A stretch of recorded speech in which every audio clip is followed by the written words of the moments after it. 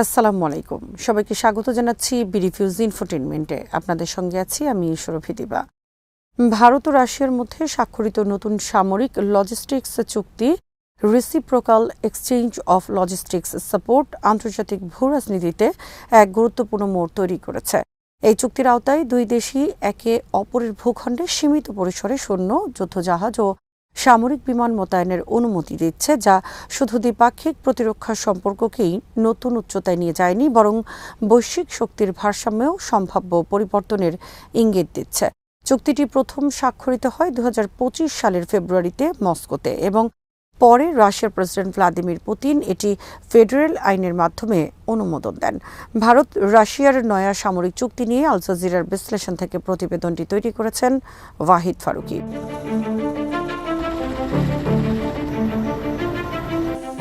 2026 সালের 12 জানুয়ারি থেকে এটি কার্যকর হয়, যদিও বিস্তারিত তথ্য সম্প্রতি প্রকাশ করা হয়েছে। চুক্তির মেয়াদ 5 বছর এবং উভয় পক্ষের সম্মতিতে এটি বাড়ানো যেতে পারে। এই চুক্তির মূল বৈশিষ্ট্য হল ভারত ও রাশিয়া একে অপরের ভূখণ্ডে সর্বোচ্চ 3000 সৈন্য, 5টি যুদ্ধজাহাজ এবং 10টি সামরিক বিমান মোতায়েন করতে পারবে। এর পাশাপাশি উভয় দেশ একে অপরের সামরিক ঘাঁটি, নৌবন্দর এবং বিমান ঘাঁটি ব্যবহার করতে পারবে শান্তিকাল কিংবা যুদ্ধকালীন পরিস্থিতিতে। এর মাধ্যমে জ্বালানি সরবরাহ, রক্ষণাবেক্ষণ, মেরামত, খাদ্য ও পানীয়, নেভিগেশন সহায়তা এবং অন্যান্য প্রযুক্তিগত সেবা বিনিময়ের একটি পূর্ণাঙ্গ কাঠামো তৈরি হয়েছে। বিশেষজ্ঞরা মনে করছেন এই চুক্তি কেবল একটি লজিস্টিক্স ব্যবস্থা নয়, বরং এটি একটি কৌশলগত অংশীদারিত্বের প্রতিফলন।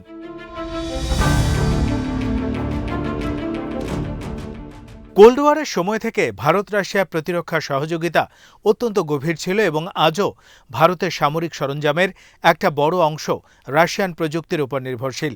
এই প্রেক্ষাপটে রিলোস চুক্তি সেই ঐতিহাসিক সম্পর্ককে আরও প্রাতিষ্ঠানিক ও কার্যকর করে তুলেছে। রাশিয়ার জন্য এই চুক্তির গুরুত্ব বিশেষভাবে লক্ষণীয়। ইউক্রেন যুদ্ধের পর পশ্চিমা নিষেধাজ্ঞার কারণে আন্তর্জাতিক পরিসরে রাশিয়ার চলাচল ও সামরিক কার্যক্রম কিছুটা সীমাবদ্ধ হয়ে পড়েছিল, কিন্তু এই চুক্তির মাধ্যমে রাশিয়া প্রথমবারের মতো ভারত মহাসাগরে কার্যত একটি লজিস্টিক্স নেটওয়ার্ক গড়ে তুলতে পারছে। ফলে তাদের যুদ্ধজাহাজ ও বিমান দীর্ঘ সময় ধরে এই অঞ্চলে অবস্থান করতে পারবে, যা কৌশলগতভাবে অত্যন্ত গুরুত্বপূর্ণ।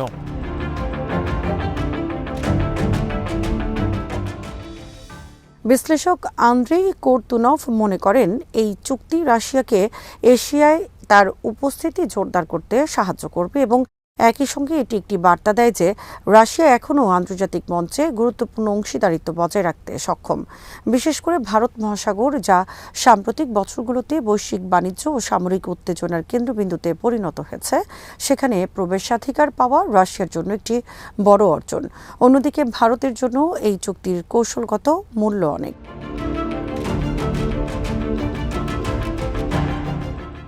ভারতের সাবেক রাষ্ট্রদূত অজয় মালহোত্রা উল্লেখ করেছেন, এটি একটি ইকুইপমেন্ট সেন্ট্রিক সম্পর্ক থেকে অপারেশনাল লজিস্টিক্স সহযোগিতাতে রূপান্তর। অর্থাৎ শুধুমাত্র অস্ত্র বেচাকেনার সম্পর্ক নয়, বরং যৌথ সামরিক কার্যক্রম পরিচালনার সক্ষমতা তৈরি হচ্ছে। এই চুক্তির মাধ্যমে ভারত রাশিয়ার আর্কটিক অঞ্চল এবং দূরপ্রাচ্যের সামরিক ঘাঁটিগুলো ব্যবহার করতে পারবে, যা বৈশ্বিক সরবরাহ ব্যবস্থায় বিঘ্ন ঘটলে বিকল্প পথ হিসেবে কাজ করবে।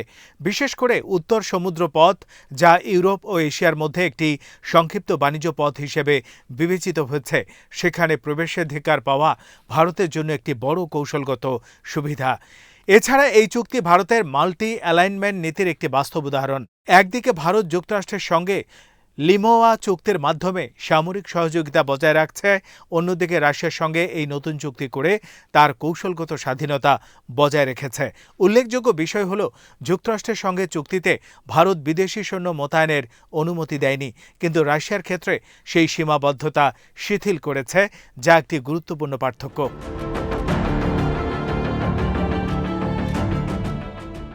এই প্রেক্ষাপটে ডোনাল্ড ট্রাম্পের নীতিও উল্লেখযোগ্য।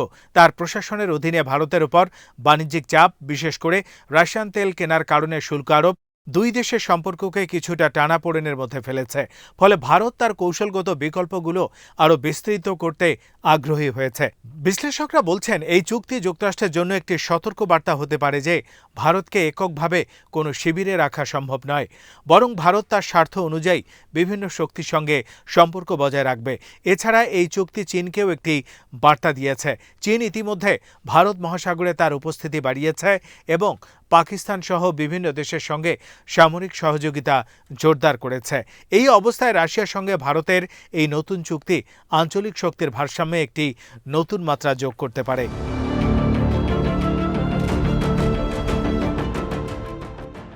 রিলোস চুক্তির আওতায় যৌথ প্রশিক্ষণ, মানবিক সহায়তা ও দুর্যোগ মোকাবেলা কার্যক্রমও অন্তর্ভুক্ত রয়েছে। ফলে এটি শুধুমাত্র যুদ্ধকালীন সহযোগিতা নয়, বরং শান্তিকালীন বিভিন্ন কার্যক্রমেও দুই দেশের মধ্যে সমন্বয় বাড়াবে। সব মিলিয়ে ভারত রাশিয়া রিলোস চুক্তি একটি বহুমাত্রিক কৌশলগত উদ্যোগ, যা শুধু দুই দেশের প্রতিরক্ষা সম্পর্ককে নয়, বরং বৈশ্বিক ভূ রাজনীতির গতিপথকেও প্রভাবিত করতে পারে।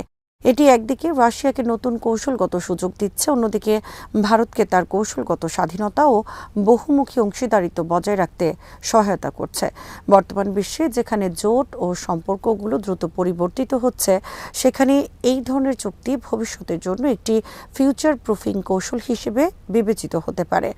ভারত ও রাশিয়া উভয়ই এই চুক্তির মাধ্যমে তাদের অবস্থানকে আরও শক্তিশালী করতে চাইছে একটি অনিশ্চিত ও পরিবর্তনশীল বৈশ্বিক প্রেক্ষাপটে।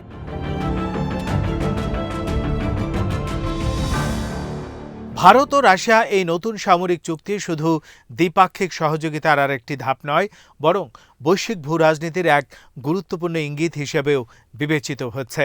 দীর্ঘদিন ধরে ভারত একদিকে যেমন যুক্তরাষ্ট্র নেতৃত্বাধীন ব্লকের সঙ্গে কৌশলগত সম্পর্ক বজায় রেখেছে, অন্যদিকে ঐতিহাসিকভাবে রাশিয়ার সঙ্গে প্রতিরক্ষা সহযোগিতাও ধরে রেখেছে। কিন্তু সাম্প্রতিক এই চুক্তি অনেক বিশ্লেষকের কাছে ভারসাম্য রক্ষার কৌশলের চেয়েও বেশি কিছু বলে মনে করা হচ্ছে।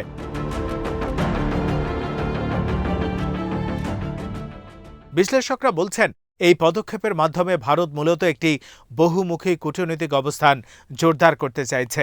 আন্তর্জাতিক রাজনীতিতে একক কোনো শক্তির উপর নির্ভর না করে বরং একাধিক শক্তির সঙ্গে সমান্তরাল সম্পর্ক বজায় রাখাই এখন দিল্লির প্রধান লক্ষ্য। এর ফলে ভবিষ্যতে কোনো ভূ রাজনৈতিক উত্তেজনা বা সংঘাতের সময় ভারত নিজের স্বার্থকে অগ্রাধিকার দিয়ে দ্রুত সিদ্ধান্ত নিতে পারবে। অন্যদিকে রাশিয়ার জন্য এই চুক্তি অত্যন্ত তাৎপর্যপূর্ণ। পশ্চিমা নিষেধাজ্ঞা ও আন্তর্জাতিক চাপের মধ্যে মস্কো তার প্রভাব বলয় ধরে রাখতে এবং নতুন কৌশলগত অংশীদারিত্ব জোরদার করতে চাইছে। ভারতের মতো একটি আঞ্চলিক শক্তির সঙ্গে সামরিক উপস্থিতি বৃদ্ধি রাশিয়ার জন্য কৌশলগত সুবিধা তৈরি করবে, বিশেষ করে এশিয়া প্রশান্ত মহাসাগরীয় অঞ্চলে। তবে এই চুক্তি নিয়ে উদ্বেগও কম নয়। যুক্তরাষ্ট্র সহ পশ্চিমা দেশগুলো বিষয়টিকে সতর্ক দৃষ্টিতে দেখছে। তাদের শঙ্কা, এই ধরনের সামরিক সহযোগিতা আঞ্চলিক শক্তির ভারসাম্যে নতুন উত্তেজনা তৈরি করতে পারে, বিশেষ করে ইন্দো প্যাসিফিক অঞ্চলে যেখানে ইতিমধ্যেই প্রতিযোগিতা তীব্র।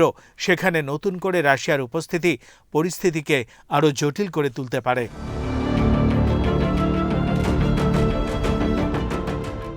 সব মিলিয়ে ভারত রাশিয়ার এই সামরিক চুক্তি একটি নতুন বাস্তবতার দিকে ইঙ্গিত করছে, যেখানে পুরনো জোট রাজনীতির কাঠামো ধীরে ধীরে পরিবর্তিত হচ্ছে। আগামী দিনগুলোতে এই চুক্তির বাস্তবায়ন এবং এর প্রতিক্রিয়া বৈশ্বিক শক্তির ভারসাম্যে কী প্রভাব ফেলে, সেটি এখন দেখার বিষয়। আজ এখানে শেষ করছি। সমরাস্ত্র প্রতিরক্ষা কূটনীতির নানা তথ্য জানতে চোখ রাখুন বিডি নিউজ ইনফোটেইনমেন্টে। চ্যানেলটি ভালো লাগলে সাবস্ক্রাইব করুন। আল্লাহ হাফেজ।